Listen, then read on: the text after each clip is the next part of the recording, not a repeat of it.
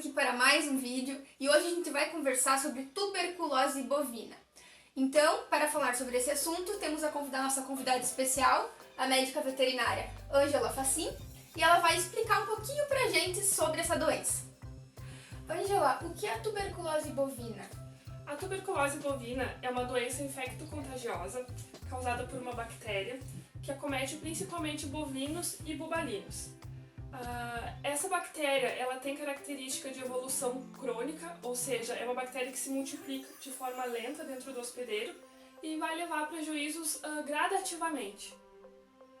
E ela pode acometer os seres humanos também? Sim, é uma zoonose, né? Então os humanos eles podem se infectar eventualmente pelo consumo de leite in natura contaminado pela micobactéria, ou seja, o leite proveniente de vacas que estão doentes.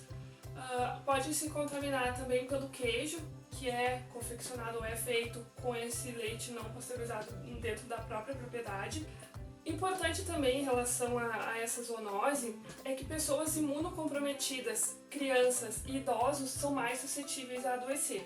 Tá? Pessoas imunocompetentes eles podem entrar em contato com a bactéria e não desenvolver a doença.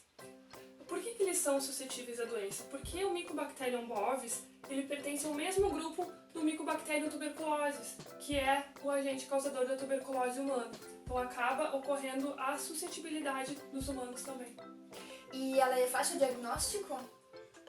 Nos animais, a gente preconiza não utilizar o diagnóstico clínico, porque como é uma doença de evolução crônica, a gente não vai ter diagnósticos clínicos específicos e logo no início da infecção. Então o animal pode ter um longo período, ele ocorreu a multiplicação bacteriana sem sinais clínicos, sem lesões, sem diminuição na produção, então o animal não diminui a produção de leite e a gente pode observar no animal clínico característico, que é a menor quantidade dos animais que são acometidos, caquexia, dificuldade respiratória, corrimento nasal, infecções oportunistas também, mas isso é a minoria, tá? A maioria não desenvolve esse tipo de sinal clínico, então o diagnóstico clínico não é utilizado.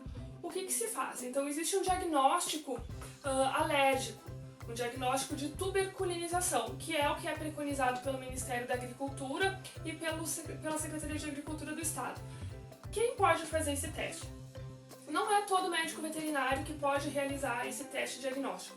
Somente veterinários que são habilitados ao programa do PNCBT, tá? Que é o Programa Nacional de Controle e Erradicação de Brucelose e Tuberculose.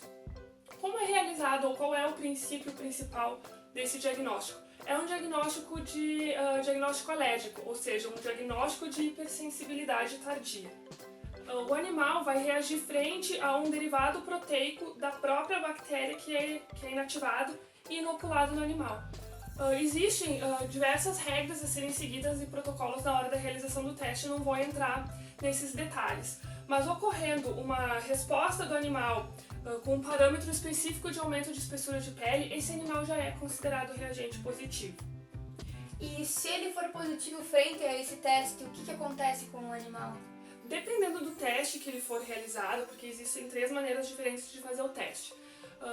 Existe um teste que é mais específico, que ele é, digamos, o confirmatório, que seria confrontar a espessura ou o aumento de volume da pele, ou a reação de hipersensibilidade do animal em relação ao derivado proteico bovino e ao derivado proteico aviário, que seria do Mycobacterium avium, que é a bactéria responsável por causar tuberculose nas aves.